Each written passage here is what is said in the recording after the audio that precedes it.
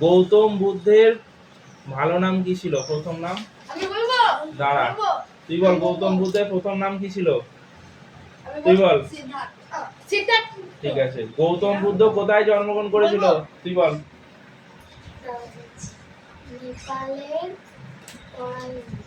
নেপালের তরাই অঞ্চলে কোন বংশে?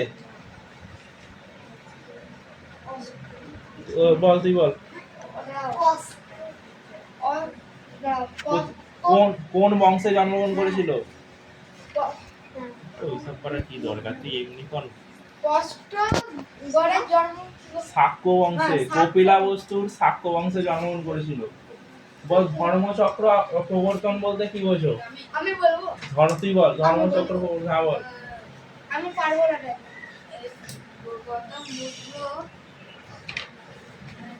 আমি বলবো না না সেটা তো হবে না। পারবি?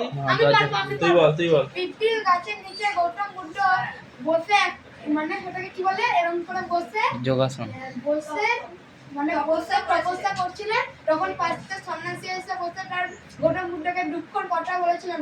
এই মুহূর্তটাকে বলা হয় কি জানো, ওই কোশ্চেনটা কি বলেছিলেন?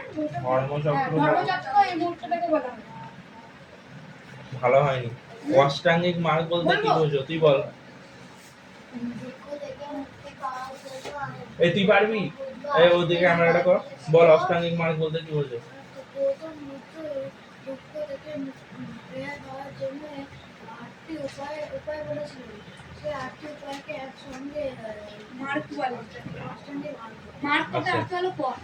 ঠিক আছে। বল গৌতম বুদ্ধ কোথায় মারা যান? তুই বল। কোথায় মারা যান? কোথায় মারা যান? জায়গাটার নাম কি?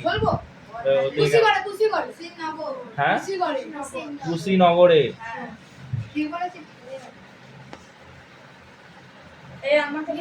প্রথম বৌদ্ধ সঙ্গীত কোথায় হয়েছিল? প্রথম বৌদ্ধ সঙ্গীত কার শাসনকালে হয়েছিল? তুই বল। হ্যাঁ, কার শাসনকালে হয়েছিল?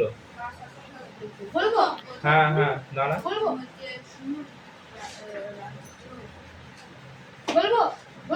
দাঁড়া, তুই বল। তুই বলতে পারবি? আমি বলবো। বল।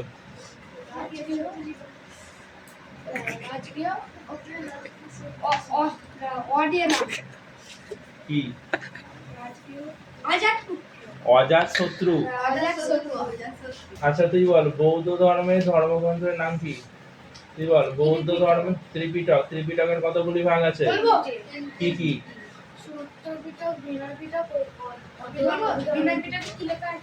আচ্ছা তুই বল হিনজান ও মহাযান বলতে কি বোঝো? নতুন মতের বৌদ্ধ সন্ন্যাসীদের হলো ওই তো মহাযান, আর পুরনো মতের বৌদ্ধ সন্ন্যাসীদেরকে হিনজান নামে পরিচিত। তুই বল ত্রিরত্ন বলতে কি বোঝো? আমি পারবো। বাড়িতে পড়ছিস না একদম? বল। একসঙ্গে তিনটি মার্ককে একসঙ্গে জেন্ডার ঢক বলা হয়। হ্যাঁ দেখো কেন আছে আমার বইয়ে। আমি যেটা দাগ দিয়েছি সেটা বল, আজে বাজে বলিস না। ত্রিরত্ন কি ছিল? কে পারবি ত্রিরত্ন? কেউ পারবি? ওদের ক্যামেরা কর।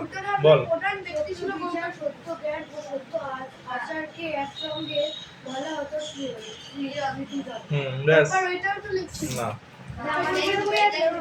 আমার ওইটাই ওইটুকু।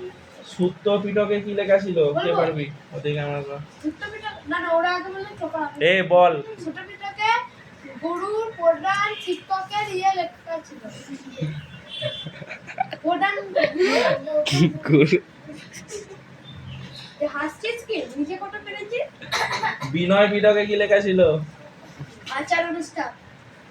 হ্যাঁ, আচার অনুষ্ঠান লেখা ছিল। তুই বল পিটক শব্দের অর্থ কি? বলবো এটা যে চুরিকে তুলনা করা হয়েছিল। আচ্ছা লাস্ট কোশ্চেন। হ্যাঁ বলো। প্রথম বৌদ্ধ সঙ্গীতের গুরুত্বপূর্ণ ঘটনা কি ছিল? ফলাফল কি ছিল? ওদের ক্যামেরা কর। আচ্ছা আর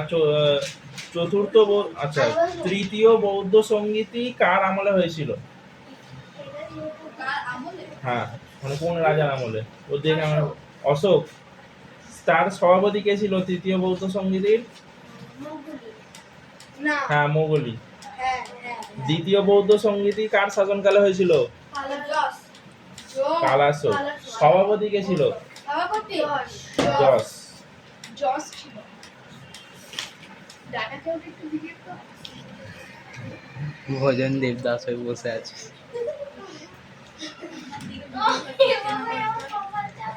ঠিক আছে।